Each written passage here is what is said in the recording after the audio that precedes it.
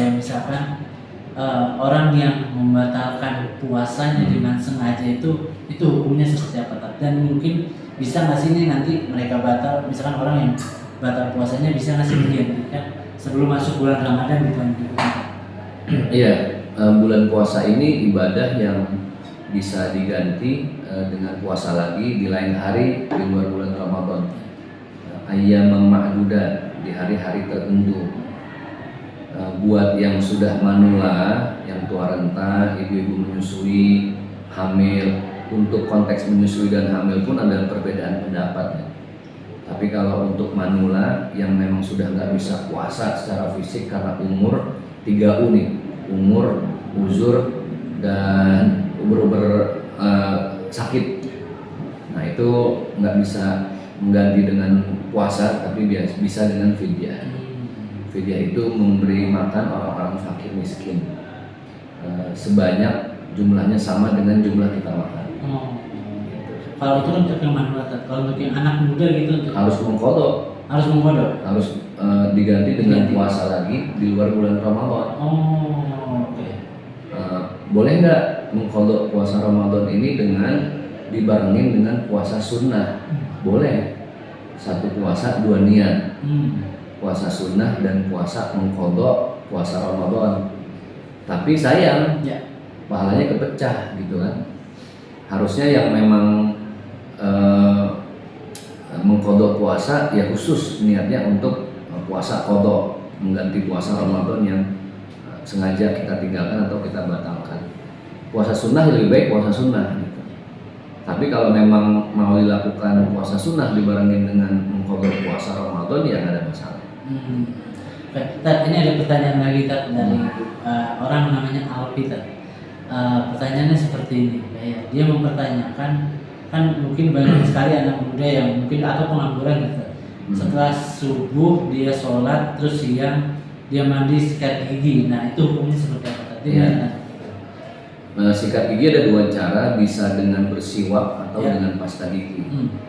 Kalau bersiwak ini sunnah karena dia dengan batang kayu ya, siwak, jadi tidak ada cairan.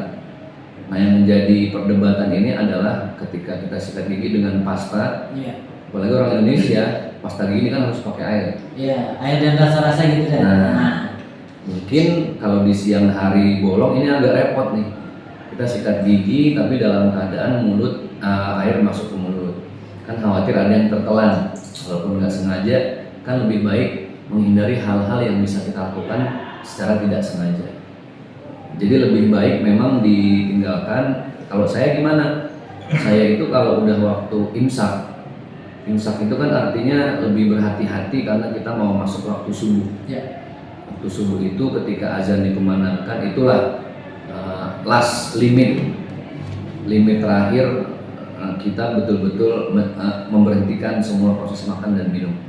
Nah kalau saya dari imsak ke azan tuh saya manfaatin buat sikat gigi.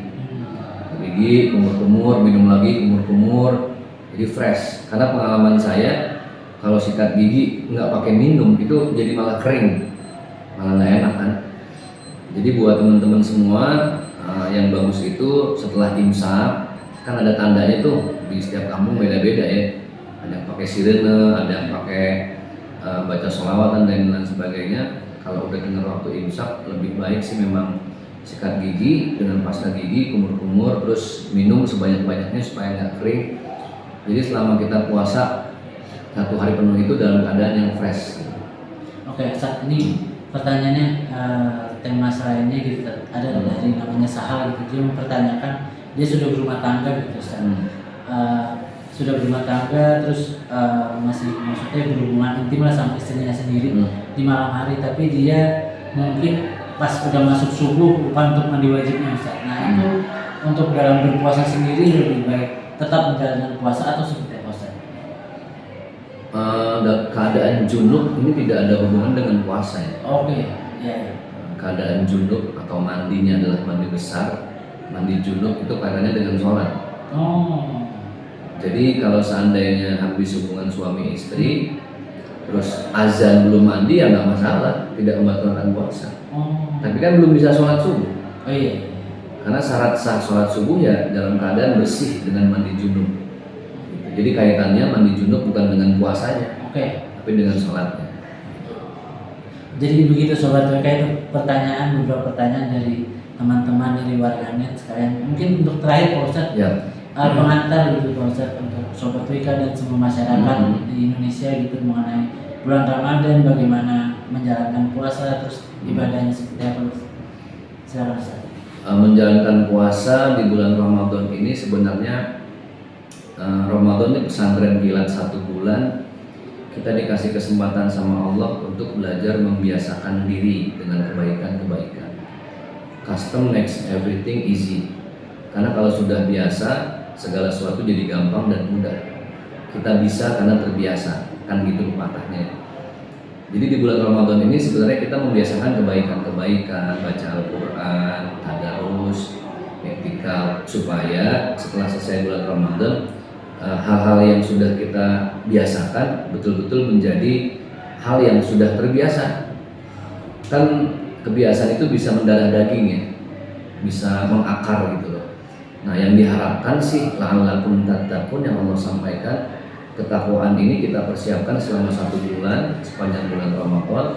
Nah masuk bulan Syawal, Syawal sendiri bahasa Arab artinya meningkat, Syawal.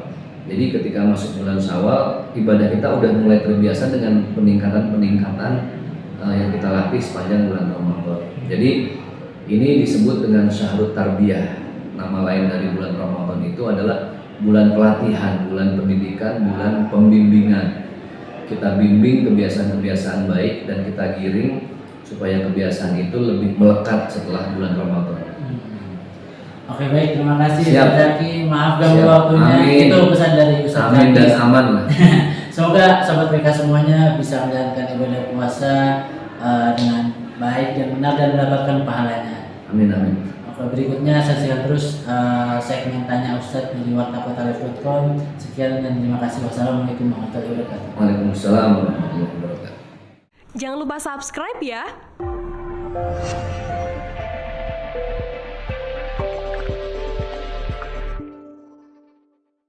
Jangan lupa subscribe ya.